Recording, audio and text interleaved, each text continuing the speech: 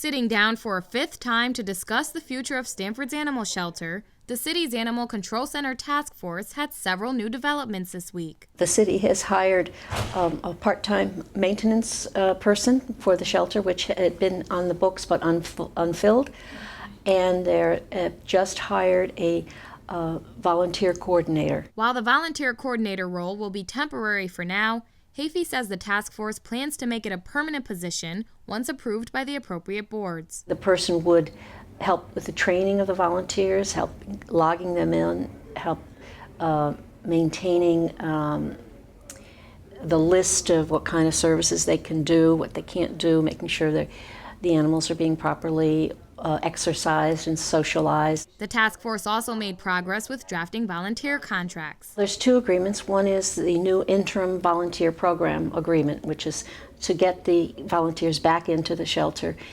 to help socialize and walk the animals and care for the animals. The other one was the hold harmless and waiver agreement. It was very important that we have several legal eyes looking at that to make sure we're covering all possibilities of problems that could come up. Once everything is finalized and in place, Heaphy says the goal is to get the volunteers back at the shelter by early September. The ball also got rolling with potential sites for a new animal shelter. I think we've listed 12 or 14 that we'll be visiting, hopefully in the course of the month of September, and rating them, and then we present our results to the administration, to the mayor, about, okay, where do you want to go from here? Heaphy says while there's still much to be done, she's pleased with the way things are moving. There's a lot of work ahead of us, but if we get the volunteers back in and we start identifying, hopefully identifying and rating shelter sites, we can start more concrete planning. Reporting in Stamford, Samantha McKelvey for It's Relevant News.